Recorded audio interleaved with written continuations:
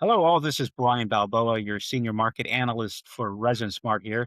I'm here with my colleague and good friend, Mr. Kevin Makaru, the senior polyethylene expert here for Resin Smart. So, a big topic we want to discuss is the reset of over 25 cents per pound, depending on the grade, for polyethylene. Really, we want to talk about what the polyethylene non market adjustment really means here. So, this is somewhat a special edition outside of our normal webinar cadence to cover a very time sensitive matter. So, really, just to set the context early, if you don't know already, a major North American pricing index has announced a non market adjustment of 25 cents per pound in polyethylene. And this is already creating confusion across procurement, finance, and leadership teams. So, to clarify, today's session is not a forecast, it's not an indice tutorial. Today's discussion really is intended to be more of a conversation to help support decision making for buyers. So, really, just to set this up, Kevin, on paper, this looks like a very massive price correction.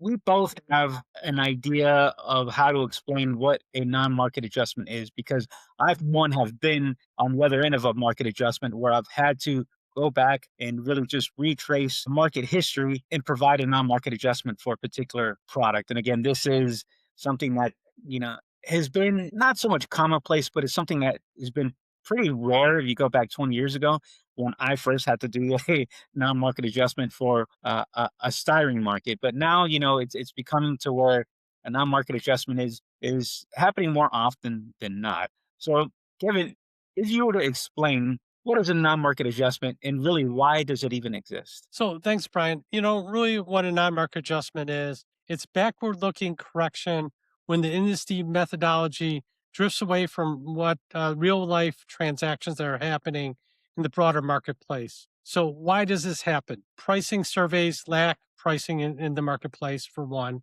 There are OPEC spot deals that, people don't really see. They're occurring every day in the marketplace. And finally, there's off-cycle contract concessions that are occurring as well. Those are the major reasons why it is happening. What it is not driven by supply and demand.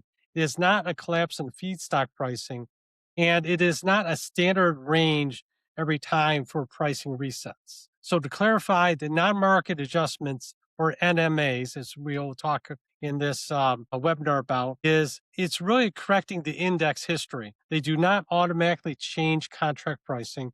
And the key takeaway in this situation is the non-market adjustment fixes the index. It does not impact your invoice. So that's really, one question a lot of buyers will have is, why? Again, why this adjustment is so painful for buyers. Look, for one, like you had mentioned, an NSE drop does not equal a supplier price drop. So buyers are often asked to explain why the market fell, but costs didn't. It could put you in a very peculiar situation when having to kind of justify that if you're on the procurement side of things. Not only that, I mean, it gives very limited leverage after a reset is accepted. So, not just that, you have operational and commercial pain, because it's margin compression with no clear cause. And pricing teams will often struggle to pass through costs that look unjustified. Because again, like I said, an industry drop is not the same as a supplier price drop. And you're asked to justify that. And, it just makes it look more like planning is more reactive than proactive. Not only that, Kevin, you have to take into account the finance and CFO pain, so to speak, where you have a budget variance that really can't be reconciled. You have a resin cost line that will disconnect from assumptions.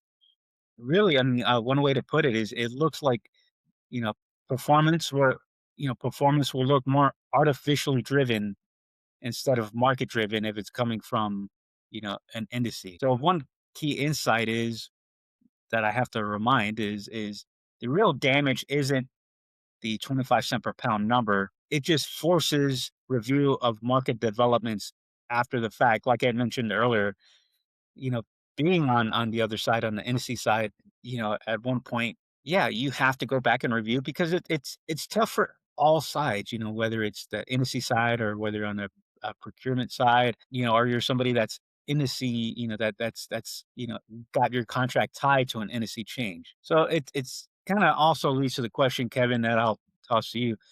Why does this matter even more for polyethylene back companies in this particular case? So, Brian, there's a lot of companies that their largest spend overall is polyethylene within their portfolio of materials that they purchase. So, when we look at a PE non-market adjustments, there's a couple of takeaways here. Non-market adjustment would be based upon one of your largest material spends, and thus you shouldn't accept this as kind of a normal business practice that happens. You should also understand that these are shorter intervals than PE for the non-market adjustment than other resin types. And then realize that these non-market adjustments, corrections per se, put your company at risk every couple of years. So how do we look at the not long-term risk?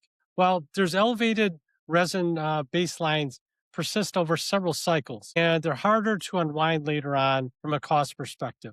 Bottom line is non-market adjustments just don't affect this year's spend. Really, they affect long-term profitability. So, one thing, and I'll throw this to you as well. I mean, just to talk about what smart buyers are doing right now. So, one thing, Kevin, is we see that buyers are not arguing index math with suppliers. They're not waiting for clarity, and they're not definitely not assuming that the reset will fix itself. So, tossing this to you as well. Instead, what do you see buyers actually doing as opposed to what they're not doing? Yeah, well, smart buyers are really looking at this and benchmarking real transactional pricing. And they're understanding grade by grade exposure within their operations. And they're separating actual market movement versus supplier margin expansion. So those are the three areas that they're kind of looking at.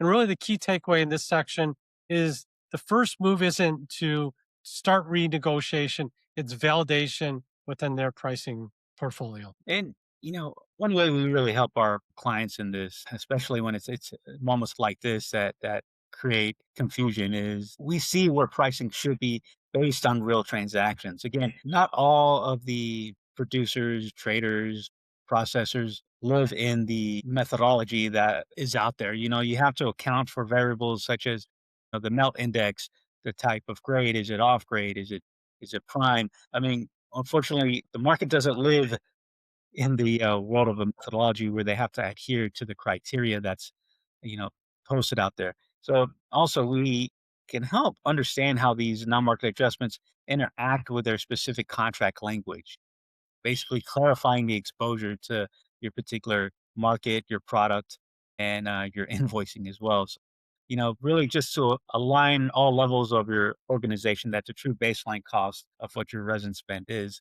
So, these are all you know, rolled up into decisions that buyers are facing. So, just to summarize that, I mean, I really want to give us some of these takeaways on what these Yeah.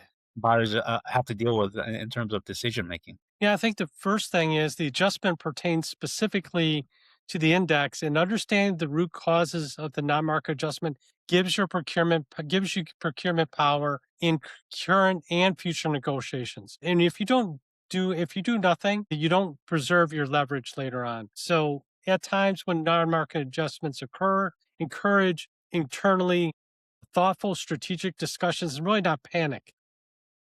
Okay. In closing, if you want to understand what this non-market adjustment actually means to your polyethylene spend, start a free resin start trial and request a complimentary benchmark assessment.